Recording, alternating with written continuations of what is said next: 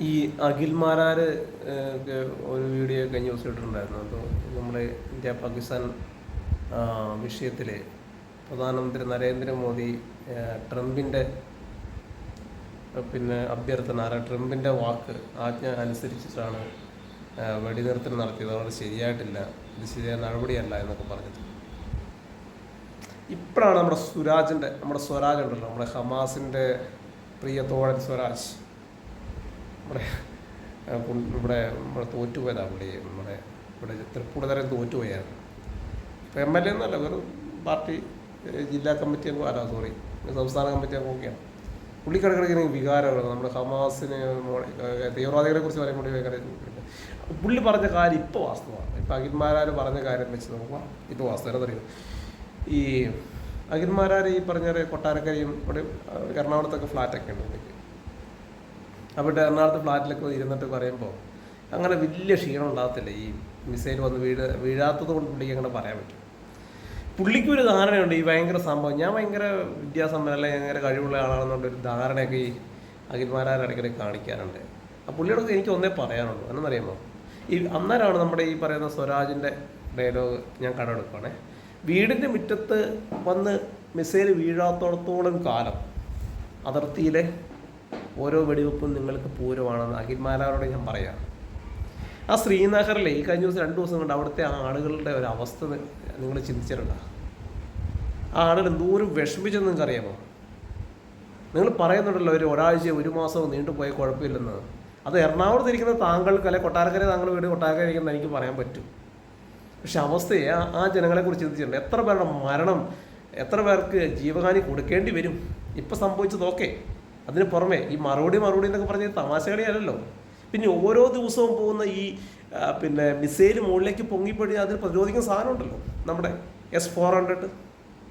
അതിൻ്റെ അത്ര ചിലവ്, കോടികളാണ് ചിലവ്. ഓരോ സാധനം നശിപ്പിക്കുമ്പോൾ കോടികൾ ചിലവാണ് അതിന് വേണ്ടി ചിലവഴിക്കുന്നത്. ഇതാരുടെ പണമാണ്? നമ്മുടെ ഇന്ത്യൻ പൗരൻ്റെ പണമല്ലേ? തനിക്ക് കാശായിട്ടുണ്ടാവും, തൻ്റെ കയ്യിൽ പണമുണ്ടോ, ഈ പറഞ്ഞ പോലെ വാരും പെൻസും കാര്യങ്ങളൊക്കെ ആയിട്ട് താൻ സെക്യൂറായിട്ട് ജീവിക്കുന്നുണ്ടാവും. ഇവിടെ സാധാരണക്കാരായ ആളുകളുടെ സെസ് ഈ പറഞ്ഞ പോലെയാണ്. എന്താ വരിക? പെട്രോൾ അടക്കം വില കൂട്ടും, പല സെസ്, മറ്റു കാര്യങ്ങൾ, ടാക്സ് എല്ലാം കൂട്ടിക്കൊണ്ടിരിക്കും. ഇതൊക്കെ ആര് സഹിക്കും? താങ്കൾ സഹിക്കൂ? താങ്കൾ മൊത്തം ചിലവഴിക്കൂ?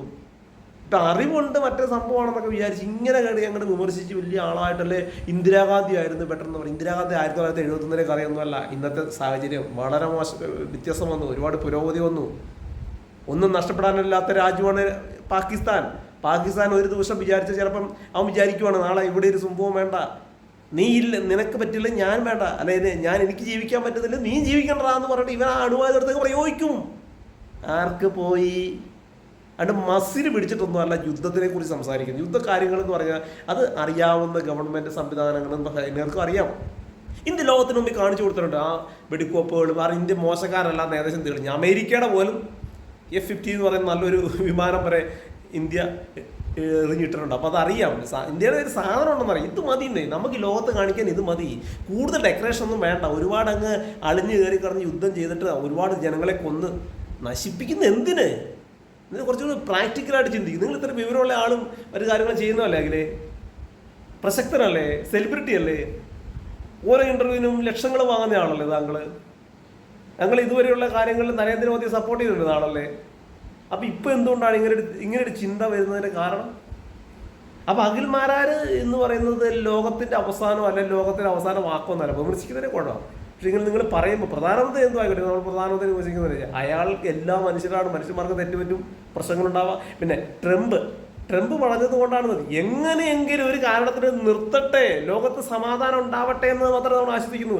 ഇനിയും അടിച്ചോ, 1 മാസം അടിച്ചോ, എത്ര ആളുകൾ, എത്ര സൈനികർ, ആ പറയുന്ന ശ്രീനഗറിലൊക്കെ ഓരോ മനുഷ്യന്മാർ ആദ്യമാണ്. ഇന്നലെ TV ന്യൂസ് കാണിക്കുമ്പോഴത്തേക്ക് ഓരോ സംഭവം സൈറം മുഴങ്ങുന്ന സമയത്ത് ആദ്യമാണ് അവരുടെ ഉള്ളിൽ ആദ്യമാണ്. എന്ത് ചെയ്യും? കടന്നുറക്കാൻ പറ്റില്ല. ഓരോ നിമിഷം മുന്നോട്ട് പോകുമ്പോൾ അവസ്ഥ ചിന്തിച്ചിട്ടുണ്ടോ? അഖിൽമാരാർ ഇവിടെ ജീവിക്കുന്നു, അഖിൽമാരാർ എറണാകുളത്ത് ജീവിക്കുന്നു, അഖിൽമാരാർ അല്ലെങ്കിൽ കൊട്ടാരക്കര ജീവിക്കുന്നു. സ്വന്തമായിട്ട് 2 സ്ഥലങ്ങളിലും വീടും സൗകര്യങ്ങളൊക്കെ ഉണ്ട്. അത് ഈ യുദ്ധത്തിൻ്റെ പ്രശ്നം അഖിൽമാരാർ സൈനികരൊന്നും അല്ലല്ലോ.